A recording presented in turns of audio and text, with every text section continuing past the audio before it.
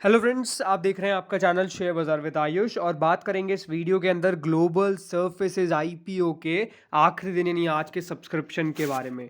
तो friends, global services IPO आज close हो चुका है। कितना सब्सक्रिप्शन निकल के आया है ऑन द थर्ड डे, बात करेंगे इसके ऊपर। एक ही बात कह सकता हूँ कि डेफिनेटली लास्ट डे कमाल हो चुका है। जिस प्रकार का पैसा निकल के आया है, कितना आया है रिटेल के द्वारा, कितना आया है एचएनआई के द्वारा, कितना आया है क्यूआईबी के द्वारा, ये हम समझेंगे। अलॉटमेंट चांसेस क्या होने वाले हैं, आगे की डेट्स कौन सी इंपॉर्टेंट आपको ध्यान रखना है, सब कुछ आपको इस वीडियो में पता चलेगा। ग्रे मार्केट क्या है, तो वीडियो को पूरा जरूर देखिएगा। फर्स्ट टाइम फ्रेंड्स, अगर आपने चैनल को विजिट किया है, चैनल को जरूर सब्सक्राइब आप कर लीजिएगा। So friends, global services IPO आज क्लोज हो चुका है। आज आखिरी दिन था 15 मार्च और आप आज ही दोस्तों आईपीओ जो है वो क्लोज हो चुका है। 10 रुपये की इसकी फेस वैल्यू है, 140 रुपये का इसका प्राइस बैंड था। यानी याद रखिएगा, अगर आपको आईपीओ मिल जाता है तो वो 140 रुपीज़ के प्राइस बैंड से मिलेगा। 140 रुपये का उसका, ये बात ध्यान रखिएगा, प्राइस बैंड है। 133 पे कोई शेयर नहीं मिलने वाला है, अपर प्राइस बैंड पे आपको शेयर मिलेगा। 100 शेयर मिलेंगे एक लॉट के अंदर आपको। अब ये पूरा इशू जो था वो करीबन 154.98 करोड़ का था, जिसमें से ज़्यादा पोर्शन फ्रेश इशू था और कम पोर्शन ऑफर फॉर सेल था। इंपॉर्टेंट क्या था कि देखिए, जो कंपनी है वो डेफिनेटली अपना आईपीओ लेकर आई, सही वैल्यूएशंस पे लेकर आई नहीं, ये अपना आप एक इंपॉर्टेंट क्वेश्चन है। बिकॉज हाल फिलहाल के अंदर जो वैल्यूएशन का टॉपिक है वो डेफिनेटली सबको पता है कितना इंपॉर्टेंट है, और उसके कारण कह सकते हैं कि आईपीओ के अंदर सब्सक्रिप्शन काफ़ी मैटर भी करता है। तो ये 21.84 के पी मल्टीपल पे अपना आईपीओ का प्राइस बैंड लेके आई। इसके हिसाब से 21.84 का इसका प्राइस टू अर्निंग होता है।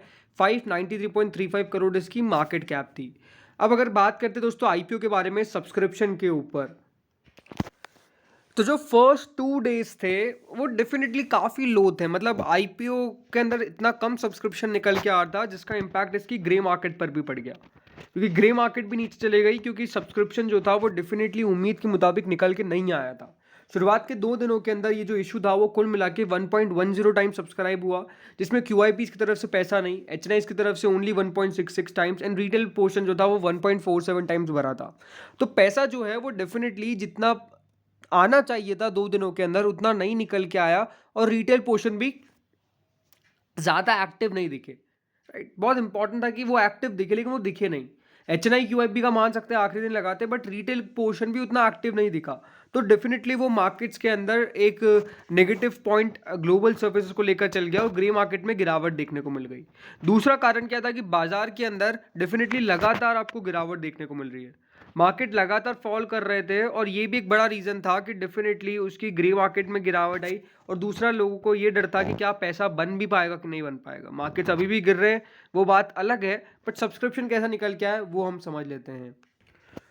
तो जैसा मैंने कहा, सब्सक्रिप्शन कमाल का निकल के आया है। क्यूआईबीज जिनके द्वारा 2 दिनों के अंदर मात्र 0.04 टाइम्स पैसा आया था, दोस्तों आखिरी दिन उनके द्वारा 8.95 टाइम्स आईपीओ को सब्सक्राइब किया गया है। जी हाँ, 8.95 टाइम दोस्तों जो इशू है वो सब्सक्राइब किया गया है बाय क्वालिफाइड इंस्टीट्यूशंस। अनडाउटेडली एक बहुत ही बेहतर सब्सक्रिप्शन है। एचएनआई के द्वारा काफ़ी पैसा निकल के आया है। 33.10 टाइम दोस्तों एचएनआई ने भरा है, जिसमें जो बिग एचएनआई है उनके द्वारा 35 टाइम्स, और जो स्मॉल एचएनआई है उनके द्वारा 29.29 टाइम्स। 2 दिन तक जो फिगर था उसमें बिग एचएनआई जो थे वो पीछे थे और स्मॉल एचएनआई आगे थे, लेकिन आखिरी दिन बिग एचएनआई ने काफ़ी तेज़ी से पैसा लगाया और 35 गुना तक इस इशू को भर दिया। सबसे ज़्यादा जो पैसा आया है वो इस बार एचएनआई की तरफ से ही आया है इस आईपीओ के अंदर, 33.10 टाइम्स। काफ़ी समय के बाद कोई मेन लाइन के अंदर दोस्तों 33 गुना पैसा निकल के आया, ये भी अपने आप में एक बड़ी बात है।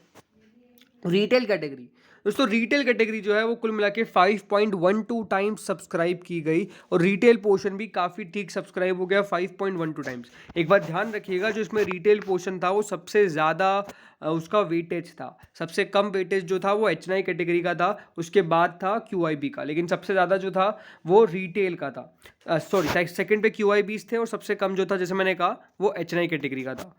कुल मिला के दोस्तों ये जो इशू है वो 12.21 टाइम, जी हाँ, कंपनी को पैसा एक टाइम चाहिए था, कितना है 12.21 टाइम दोस्तों कंपनी को पैसा मिला है। तो डेफिनेटली आईपीओ को लेकर अगर मैं डिमांड की बात करता हूँ तो डेफिनेटली इस आईपीओ ने काफ़ी बढ़िया डिमांड शो करी है। इन्वेस्टर्स ने काफ़ी बढ़िया पैसा लगाया है, और आईपीओ के अंदर सब्सक्रिप्शन भी काफ़ी बढ़िया निकल के आया है। If you compare the 3 days, आपको साफ-साफ देखने को मिल जाएगा कि पहले दिन के मुताबिक तीसरे दिन के अंदर कितना चेंज हो चुका है। पहले दिन ओनली 0.43 टाइम्स पैसा आया था, लेकिन आखिरी दिन आते-आते वो 12.21 टाइम्स हो जाता है।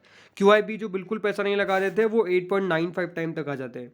एचएनआई जो 1.66 तक लगाते हैं वो 33.10 पे, और रिटेल पोर्शन 1.47 पे था तो 5.12 पे आ गया। यानी एक बात साफ थी कि आखिरी दिन पैसा काफ़ी बढ़िया निकल के आया। अलग अलग रीजंस हो सकते हैं डेफिनेटली। एक बात क्या है कि आईपीओ जो प्राइस बैंड लेके आया, जो वैल्यूएशन ऑफर कर रहा है, वो डेफिनेटली कंफर्टेबल है और इन्वेस्टर लगाने को उस वैल्यूएशन पे तैयार थे, जो साफ साफ नज़र भी आया। इसीलिए ये इशू जो है वो आपको बढ़िया करता हुआ नज़र आया है इन टर्म्स ऑफ सब्सक्रिप्शन।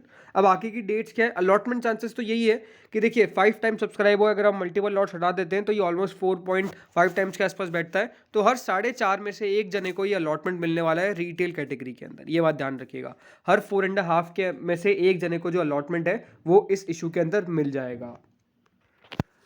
अब दोस्तों जो आपको आगे की डेट्स याद रखनी है वो ये है कि इसका 20 मार्च को, जी हाँ 20 मार्च को इस आईपीओ का अलॉटमेंट आने वाला है, 21 को इसका रिफंड आएगा और 23 को इसकी लिस्टिंग मार्केट्स पे होती हुई नजर आएगी। 20 आपको अलॉटमेंट पता चल जाएगा, अगर अलॉटमेंट नहीं आता है तो 21 तारीख को पैसा आपका रिफंड, और 23 को इसकी लिस्टिंग मार्केट्स में होती हुई देखने को मिल जाएगी। तो ये बात ध्यान रखिएगा, आप चाहे तो इसका स्क्रीनशॉट ले सकते हैं, बिकॉज ये डेट्स जो है वो अपने आप में काफ़ी ज़्यादा अपना इंपॉर्टेंस रखती है अगर आपने इस आईपीओ के अंदर पैसा लगाया है। अब ग्रे मार्केट की बात करते हैं तो ग्रे मार्केट बहुत बढ़िया है, मतलब 19 रुपीज़ का मतलब 13.5% के आसपास का मुनाफा अगर हो जाता है तो वो अपने आप में प्रिटी ब्रिलियंट हम कह सकते हैं। बट एक बात आपको समझनी पड़ेगी दोस्तों, वो है मार्केट के डायनामिक्स। सी मार्केट के डायनामिक्स जिस तेज़ी से चेंज हो रहा है, मार्केट्स काफ़ी तेज़ी से नीचे आ रहा है, और डेफिनेटली ये कोई अच्छा साइन नहीं है, बिकॉज बाजार जो है वो हर रोज़ दोस्तों नीचे आता हुआ नजर आ रहा है। हर रोज़ कोई नेगेटिव खबर निकल के आ रही है। आज एक खबर निकल के आई कि क्रेडिट स्विस को बेसिकली यहाँ पर उनके क्रेडिट स्वैप पे वो डिफ़ॉल्ट कर गए। तो अगर वो डिफ़ॉल्ट कर गए हैं और वो अपना जो लोन है, दूसरी बात जो उनके लार्जेस्ट शेयर होल्डर है उन्होंने भी उनको मदद करने से मना कर दिया है। तो अगर ऐसा फाइनेंशियल क्राइसिस आपको देखने को मिलेगा जहाँ पे बैंक्स डूब रहे हैं, भले वो एसवीबी डूबा, सिग्नेचर बैंक डूबा, और अगर अब क्रेडिट स्विस डूब जाता है, और क्रेडिट स्विस याद रखिएगा अपने आप में एसवीबी और इनके सामने बहुत बहुत बड़ा बैंक है, राइट। तो अगर दोस्तों यहाँ पे क्रेडिट स्विस डूब जाता है और मार्केट्स अगर तेज़ी से नीचे आते हैं, जो अभी आ भी रहे हैं, Dow futures are currently down by 500 points, more than 500 points currently. So I think वो मार्केट के लिए बहुत ज़्यादा ख़राब रहता है और मार्केट्स का मूड माहौल ख़राब कर देता है। ये लग रहा है इस बार कि निफ्टी जो है वो 17,000 के बिलो पक्का आ जाएगा, और वो आके रहेगा, ऐसा लग भी रहा है। दूसरी बात यही है कि मार्केट्स में अगर इस तरह से लगातार नीचे गिरावट आती रही, बाजार लगातार नीचे आते रहे, तो फिर दोस्तों ये जो ग्रे मार्केट है जो आपको अभी ऊपर का साइन दिखा रही है, वो भी ऊपर का साइन नहीं टिका पाएगी। ये बात ध्यान रखिएगा। तो इसलिए इस आईपीओ में पहले भी आपको मैंने ये कहा था कि उन लोगों को ही लगाना चाहिए था जिन लोगों को थोड़ा सा रिस्क है, ले सकते हैं, जो लॉस भी अगर हो जाए। बिकॉज ये बात ध्यान रखिए, कंपनी अच्छी है तो वो पैसा कमा के दे के जाएगी, टाइम लग सकता है लेकिन पैसा कमा के जरूर दे के जाएगी। अभी मैं बात क्यों कह रहा हूँ, जस्ट कि आपको पता होना चाहिए कि क्या क्या सिचुएशन यहाँ पर हो सकती है। तो इस वीडियो में इतना ही था। होपफुली वीडियो बढ़िया लगा होगा। Thank you friends for watching this.